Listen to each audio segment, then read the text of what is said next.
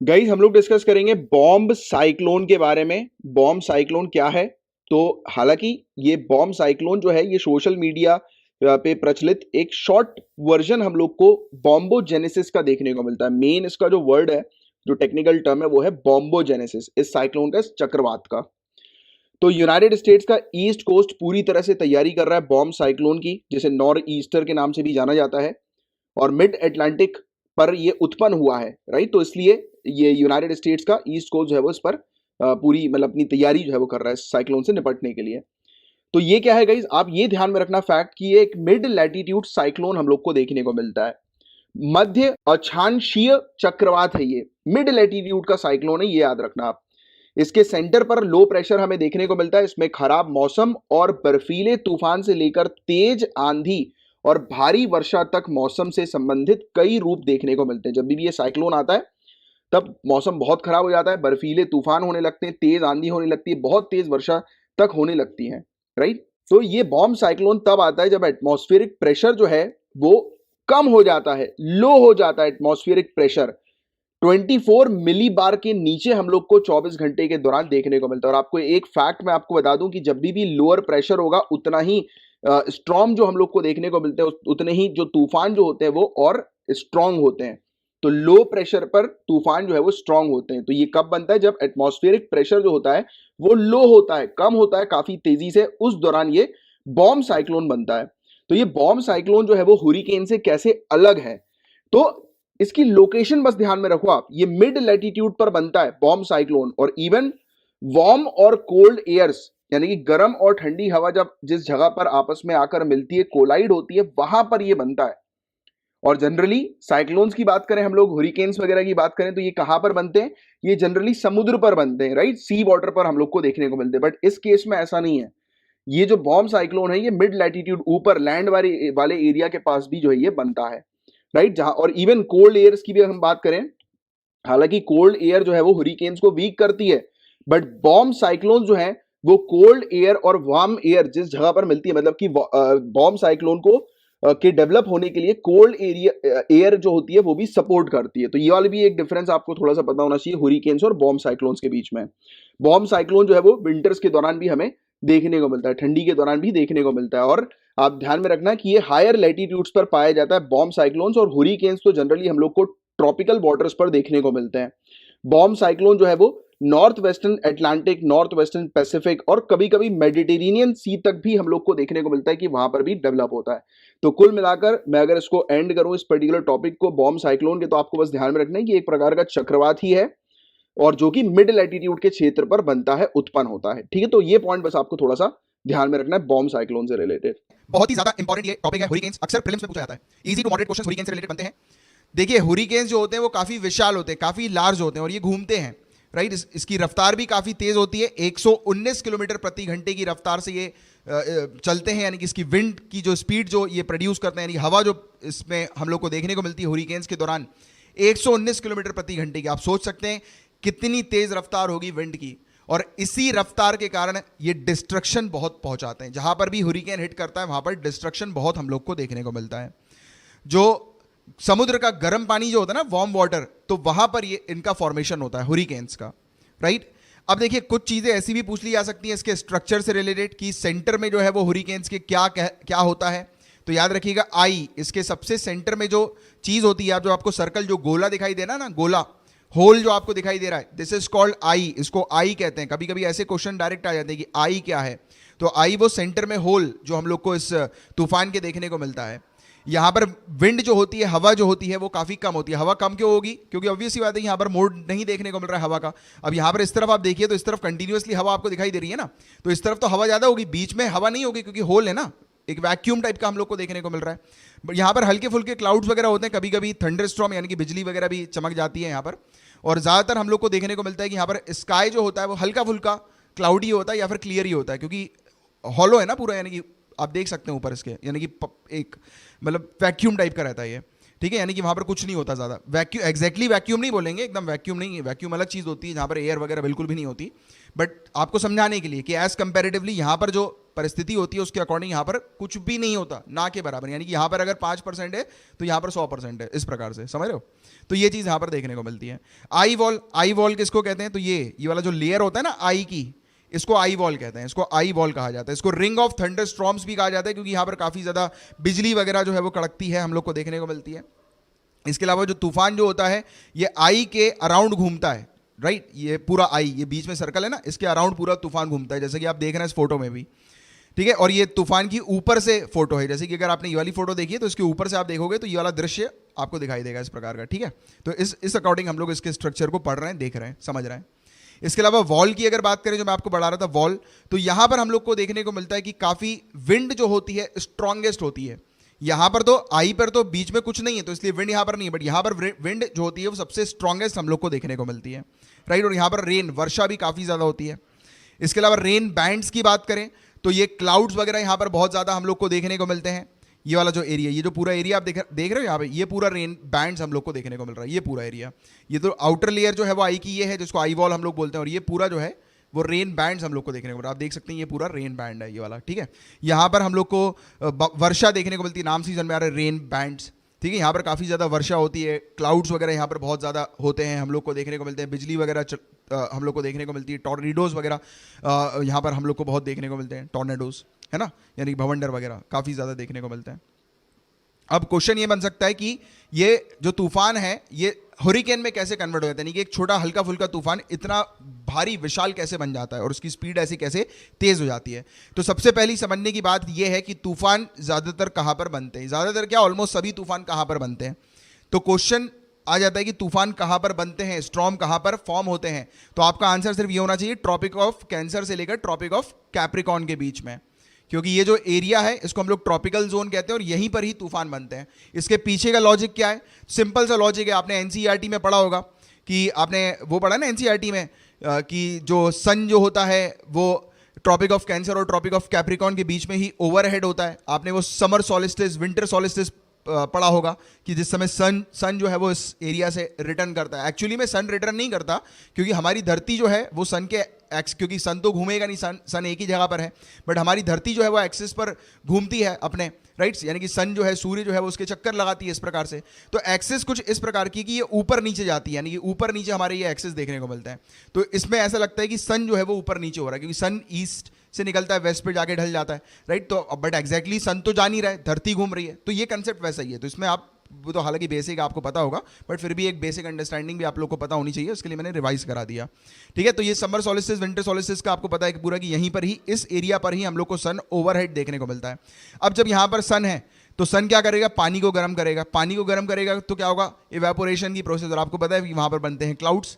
और उससे पहले जब ये इवेपोरेशन हो रहा है तो क्या हो रहा है, हवा जो है वो ऊपर की तरफ जा रही है। हम लोग बोलते हैं ना कि वार्म एयर जो होती है, गर्म हवा जो होती है ऊपर चली जाती है, ठंडी हवा नीचे जाती है, गर्म हवा लाइट होती है इसलिए ऊपर जाती है। तो जब ये गर्म हवा ऊपर जाती है तो हवा क्या हो रही है, विंड का मूवमेंट हो रहा है, और धीरे धीरे करके विंड के मूवमेंट के चलते यहाँ पर भवंडर बनते हैं, क्योंकि यहीं पर ही तो पूरी एक्टिविटी हो रही है ना, गर्माहट की, इवेपोरेशन की पूरी एक्टिविटी यहीं पर ही एक्सट्रीम पर हम लोग को देखने को मिल रही है। तो भवंडर कहाँ पर होंगे, स्टॉर्म्स कहाँ पर होंगे, इसी एरिया पर। तो हमेशा याद रखना कि ये जो भवंडर होते हैं ये सिर्फ इसी एरिया पर हम लोग को देखने को मिलते हैं, यहाँ वहाँ पर ऐसे वैसे जगह पर हम लोग को कुछ नहीं देखने को मिलते। समझ में आ रही है। तो ये चीज़ आप लोग को पता होना चाहिए कि मतलब कि अगर स्टॉर्म्स पूछ लिया जाए कि स्टॉर्म्स कहाँ पर डेवलप होते हैं, तो याद रखिएगा Tropic of Cancer to Tropic of Capricorn के बीच में, या फिर ट्रॉपिकल जोन पर। तो ये चीज़ हमने देखी इसके बारे में एक जनरल। तो यहाँ पर इसी ट्रॉपिकल एरिया पर डिस्टर्बेंस जब होना शुरू हो जाता है, जब गर्म पानी से जो क्लाउड्स वगैरह बनने लगते हैं, तो हवा वगैरह जो होती है, तो उस बीच जब डिस्टर्बेंस होना शुरू हो जाता है तब धीरे धीरे करके हम लोग को देखने को मिलता है कि ये हवा जो है वो रोटेट होती जाती है और एक विशालकारी रूप जो है वो बना लेती है। और विंड की स्पीड जब 62 किलोमीटर पर आवर या उससे कम की हम लोग को देखने को मिलती है, तब उस समय ये रोटेशन जो है वो शुरू होना हो जाता है, यानी कि ये जो भवंडर है वो बनना शुरू हो जाता है। कभी कभी आपने ऐसे अपनी आंखों से भी देखा होगा, कई बार आप जनरली देखते होगे कि जब हवा चल रही होती है तेज, तो कभी कभी इस प्रकार का भवंडर जो है वो गोल गोल घूमता हुआ आपको नजर आ जाता है। आपने बचपन में भी देखा होगा जब बाहर खेलते होगे ज़्यादातर, राइट, धूल वगैरह में एकदम से नहीं मिल जाता, ग्राउंड वगैरह में हम लोग देखते हैं, तो वो ऐसे ही, ये बहुत ही कॉमन फिनोमेना है हवा का, राइट। तो ये चीज़ हम लोग को देखने को मिलती है, हल्का सा भी थोड़ा भी अगर कहीं पर डिस्टर्बेंस होता है तब उस समय ये फिनोमेना हम लोग को देखने को मिलता है। फिर उसके बाद फिर ये बढ़ बढ़कर जो है वो काफ़ी एक विशालकारी रूप ले लेता है, और जब ये 119 किलोमीटर प्रति घंटे की जब इसकी रफ्तार हो जाती है तब हुरिकेन ये हम लोग को देखने को मिलता है। सिंपल कंसेप्ट आपको ये ट्रॉपिकल्स के बारे में पता होना चाहिए, राइट। उससे ज़्यादा डिटेल में आपको जाने की आवश्यकता नहीं है। और वार्म वाटर, गर्म पानी जो होता है वो स्टॉर्म्स को एनर्जी दे देता है, क्योंकि हवा जो है ऊपर हम लोग को देखने को मिल रही है, एयर जो है वो राइज हो रही है, ठीक है। जब एयर राइज हो रही है तो क्या हो रहा है, ट्रॉपिकल डिस्टर्बेंस हो रहा है। अब इस एरिया पर हवा जो है वो शांत है, ठीक है, ये मान लेता हूँ ये हवा है, ये शांत है, ठीक है।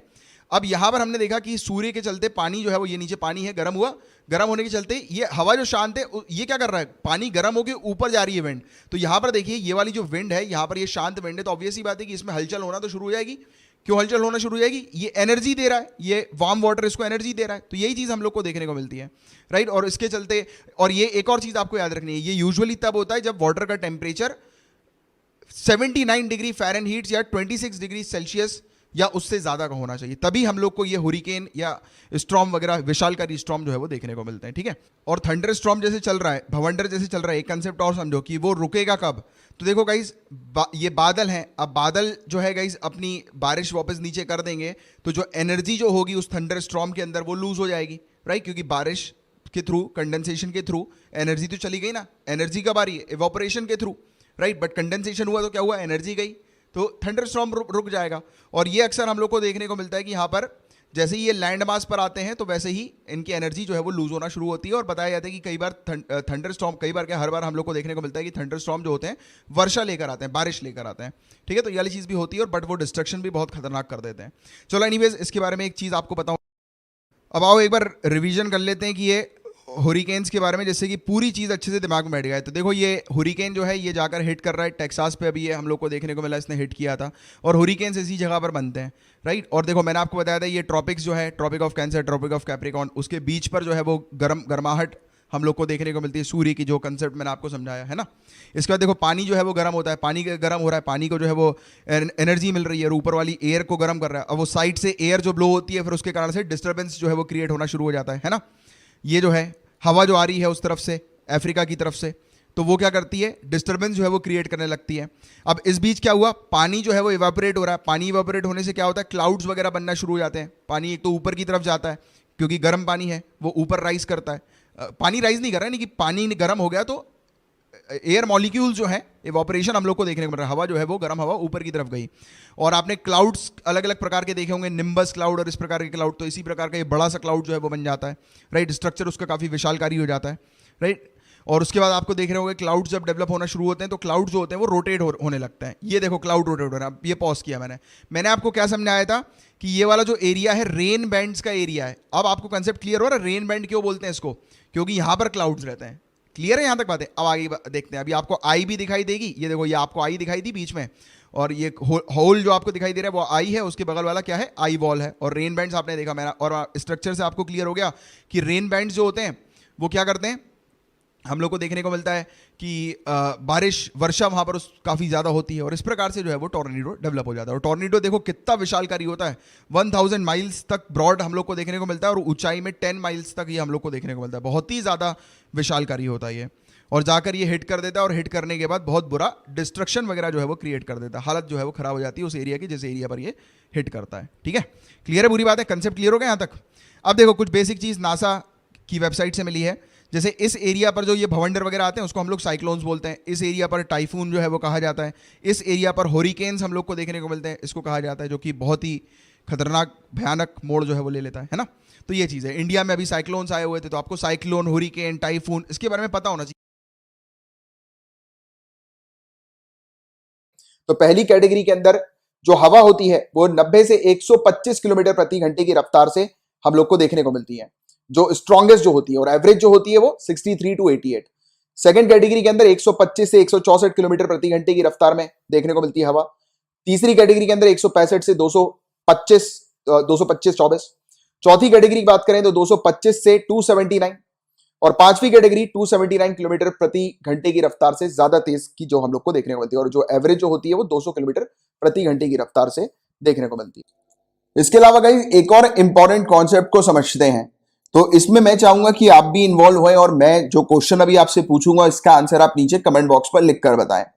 तो देखिए गाइस, एक आप एक सिचुएशन इमेजिन करो कि ये एक एरिया है, लैंड मास का एरिया है, और ये समुद्र से साइक्लोन जो है वो होता हुआ आ रहा है। और समुद्र पे साइक्लोन क्यों आता है, मैंने आपको बताया हुआ है कि समुद्र का पानी जो है वो सूर्य गर्म करता है। अपने थोड़ी देर पहले बात करी थी कि ये ट्रॉपिकल एरिया हमें नजर आता है, इस एरिया को सूर्य जो है वो गर्म कर देता है, गर्म करता है, इवापोरेशन होता है, और इवापोरेशन के कारण हमें क्या देखने को मिलता है कि गर्म हवा ऊपर की तरफ जाती है, और नीचे की जो एरिया जो होता है वो खाली एरिया, क्योंकि गर्म हवा ऊपर गई तो नीचे खाली बच जाएगा, तो उस एरिया को फिल कौन सी करती है, ठंडी हवा, राइट। तो हम क्या देखते हैं, हाई प्रेशर लो प्रेशर की तरफ आता है, क्योंकि गर्म हवा जब ऊपर जाती है तो लो प्रेशर वहां पर बन जाता है, तो हाई प्रेशर आता है, यानी कि हाई प्रेशर से हवा जो है वो लो प्रेशर की तरफ आती है, और जो हवा जो है वो ऊपर की तरफ चली जाती है, यानी कि जो एरिया खाली बच जाता है उस एरिया को वो हवा फिल कर देती है।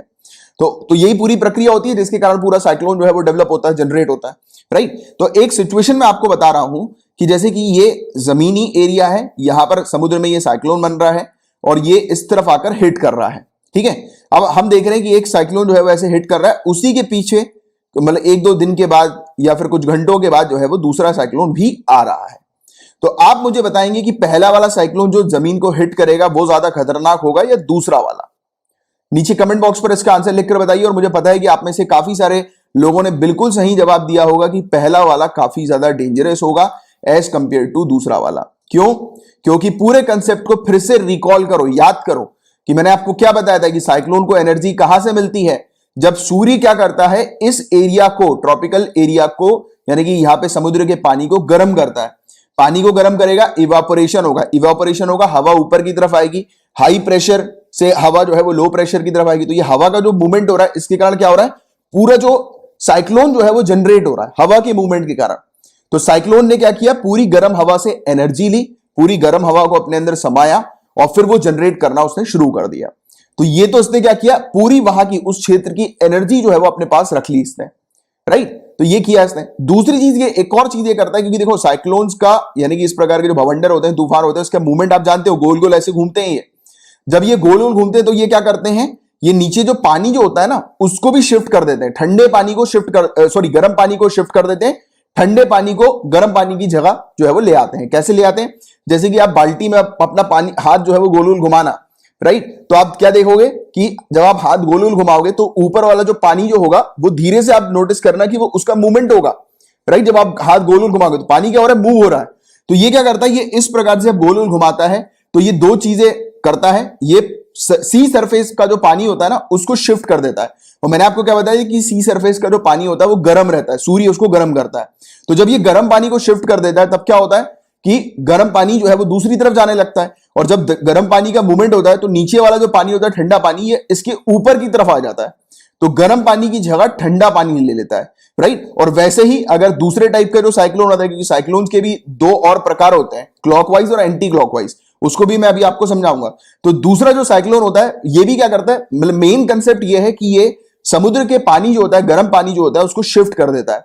तो अब समुद्र का गर्म पानी जब शिफ्ट हो गया और गर्म हवा भी जो है वो भी, पहला वाला साइक्लोन अगर अपने साथ लेकर चला गया, तो ऑब्वियस ही बात है कि दूसरा साइक्लोन तो वीक हो गई, उसको उतनी एनर्जी नहीं मिलेगी as compare to first cyclone. तो ये एक कंसेप्ट है जिसका बस आपको एक पता होना चाहिए, इससे रिलेटेड भी क्वेश्चंस कई बार पूछ लिया जाता है। तो याद रखना कि जो भी साइक्लोन लैंड पे पहले हिट करता है, या जो भी पहला साइक्लोन होता है और उसके पीछे अगर दूसरा साइक्लोन आ रहा होता है, तो पहला वाला ज्यादा डेंजरस होगा एज कंपेयर टू दूसरा वाला, क्योंकि पूरी एनर्जी जो है वो पहला वाला अपने साथ लेकर जाएगा, और सेकेंडली दूसरे वाले के लिए एनर्जी जो है वो कम कर देता है, क्योंकि वो नीचे सरफेस एरिया का जो पानी जो होता है उसको वो शिफ्ट कर देता है, राइट, गर्म पानी को। तो ये चीज है। इसके अलावा क्लॉकवाइज और एंटी क्लॉकवाइज का कॉन्सेप्ट भी समझ लो, क्योंकि ये भी एक इंपॉर्टेंट चीज है, राइट, कॉन्सेप्ट के अंदर। इसमें समझने की जरूरत नहीं है, बिल्कुल याद रखने की कोई जरूरत नहीं है, ये तो अपने आप आएगा, क्योंकि अभी तक इतनी सारी आप चीज सीख चुके हो। तो देखो मैंने आपको क्या बताया था कि ये वाला जो एरिया है इसको ट्रॉपिकल जोन है, राइट, 30 डिग्री नॉर्थ से 30 डिग्री साउथ के बीच में हमें नजर आता है, देखने को मिलता है। तो इस एरिया को जब सूर्य गर्म करता है, तो मैंने आपको क्या बताया था कि कोई भी एरिया जब गर्म होता है तब क्या होता है कि गर्म हवा ऊपर की तरफ जाती है, और नीचे जो एरिया जो बच जाता है, यानी कि जहां पर हवा की आवश्यकता होती है, तो उसको कौन फिल कर देता है, ठंडी हवा फिल कर देती। तो हाई प्रेशर से हवा लो प्रेशर की तरफ आती, क्योंकि जब भी गर्मी यहां पर होगी और हवा जिस समय ऊपर उठेगी, तो वो वाला जो एरिया होता है वो लो प्रेशर का एरिया होता है। तो ये जो क्षेत्र है, जैसे कि अगर हम लोग इक्वेटर से ऊपर वाले क्षेत्र की बात करें, तो इस क्षेत्र पर जो है वो जब भी इवापोरेशन होगा, जब भी लो प्रेशर क्रिएट होगा, तो ऊपर वाला 60 डिग्री नॉर्थ से लेकर 30 डिग्री नॉर्थ का जो एरिया है वहां की जो हवा है वो यहां पर आएगी। अब आप इमेजिन करो एक सिचुएशन को कि ये यहां की हवा यहां पे आ रही है और यहां पर हम क्या देख रहे हैं, यहां पर साइक्लोन एक्टिविटी जब डेवलप हो रही है तो ये क्या कर रहा है, ये पुश कर रहा है इस पूरी हवा को। तो अभी आप क्या देख रहे हो, मूवमेंट, ये वाला मूवमेंट देख रहे हो, राइट। ये वाला पूरा गोल घुमाओ, ऐसे हाथ को, उंगली को इस पे रखो, यहां पर उंगली रखो मेरे कर्सर की तरफ, उंगली को नीचे लेकर आओ और ऐसे करके ऊपर उठाओ उंगली को, राइट। ऐसे ये गोल घूम रहा है, क्योंकि ये, अब आप बोलोगे कि सर ये ऐसे ऊपर क्यों उठ रही है, मैंने आपको क्या बताया, हवा ऊपर की तरफ ही उठेगी। तो ये जब हवा यहां से हाई प्रेशर से लो प्रेशर की तरफ जब हिट कर रही है, और यहां पर भी तो गर्माहट हवा कंटिन्यूअसली हो ही रही है, हमें गर्म हवा देखने को मिल रही है, सूर्य यहां पर कंटिन्यूअसली गर्मी क्रिएट कर रहा है, तो इसी को ही फोर्स करते हुए ये ऊपर भी उठ जाती है, क्योंकि गर्म हवा फिर ये बनती है, फिर ये ऊपर उठती है। तो ये पूरी प्रोसेस कंटिन्यूअसली चलती है कि ठंडी हवा यहां पर आती है और गर्म हवा यहां पे ऊपर उठ रही है। तो ये पूरा क्या हो रहा है, एक पूरा सिस्टम एक ऐसा क्रिएट हो रहा है जो कि हम लोग को क्लॉकवाइज तरीके का देखने को मिलता है। घड़ी जो है वो बिल्कुल ऐसे चलती है ना, क्लॉकवाइज। तो वैसे आप क्या देख रहे हो, यहां पर ऊपर वाले एरिया पे, नॉर्थ साइड वाले एरिया पे हम लोग को देखने को मिलता है कि क्लॉकवाइज साइक्लोन जो है वो ज्यादा डेवलप होते हैं, जनरेट होते हैं, तो राइट। और वैसे ही अगर आप साउथ की तरफ जाओगे तो साउथ से हाई प्रेशर जो है वो लो प्रेशर की तरफ यहां पर आ रहा है, राइट। यहां पर जो है वो गर्माहट बन रही है, यहां पर साइक्लोन बन रहा है, तो यहां पर हाई प्रेशर लो प्रेशर की तरफ आ रहा है। तो आप क्या देख रहे हो, यहां पे हाई प्रेशर लो प्रेशर की तरफ आया, और ऊपर वाला सेम कॉन्सेप्ट लगाओ कि फिर ये क्या होगा, ऐसे करके गोल घूम जाएगा, क्योंकि यहां पर भी हवा जो है वो गर्म हो रही होगी और ऊपर की तरफ जा रही होगी। तो हम क्या देख रहे हैं, ये उल्टी घड़ी चल रही है, तो इसको एंटी क्लॉकवाइज कहते हैं। तो सिंपल सा ये कंसेप्ट आप ध्यान में रखो, क्लॉकवाइज और एंटी क्लॉकवाइज में सिर्फ ये वाला फिगर बस थोड़ा सा ध्यान में रखना, ऑटोमेटिकली साइक्लोन्स के बारे में आपको पता लग जाएगा कि कौन सा क्लॉकवाइज है, कौन सा एंटी क्लॉकवाइज हमें नजर आता है, राइट। तो सिंपल सी चीज है जिसका बस आपको ये आइडिया होना चाहिए, जानकारी होनी चाहिए। और साइक्लोन से रिलेटेड जो चीज मैंने आपको पूरी पढ़ाई है, इन्हीं से रिलेटेड आपसे क्वेश्चंस पूछे जाएंगे, इनसे बाहर का और कुछ नहीं आएगा।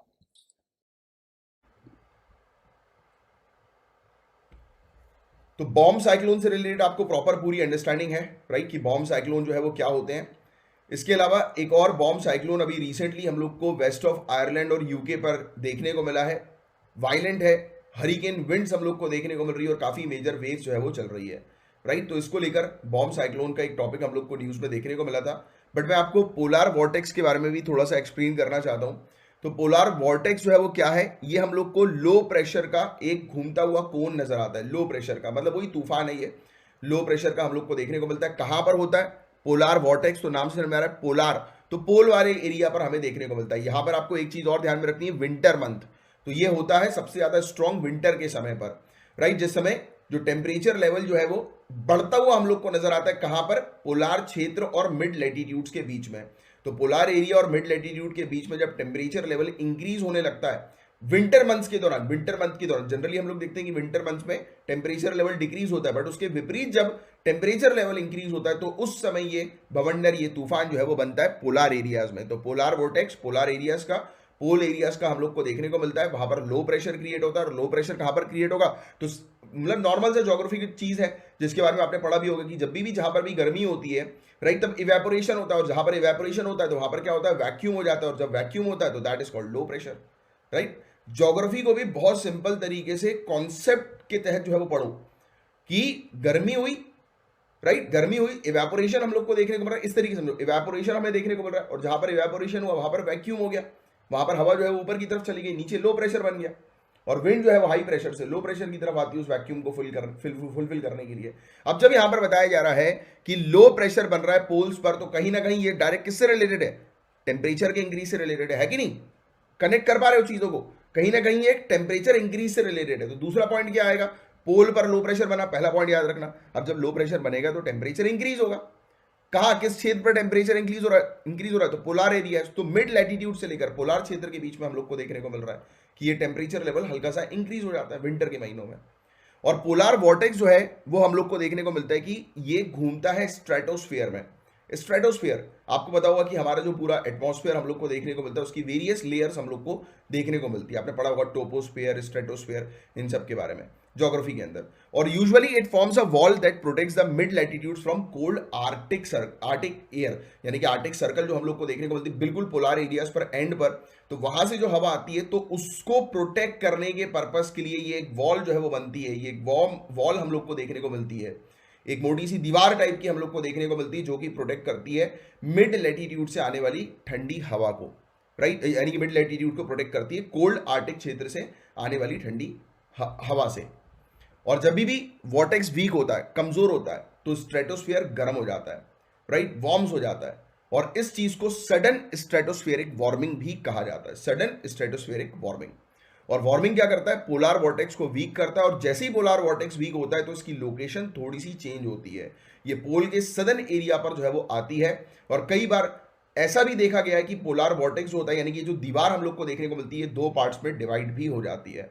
इसको सिस्टर वॉर्टिकल्स या फिर स्प्लिटिंग द वॉर्टेक्स भी कहा जाता है, राइट। तो ये चीज हम लोग को देखने को मिलती है। तो ये था गाइस पूरा ओवरऑल टॉपिक। उम्मीद करता हूँ पोलार वॉर्टेक्स और बॉम्ब साइक्लोन से रिलेटेड पूरा टॉपिक आपको क्लियर हो गया होगा।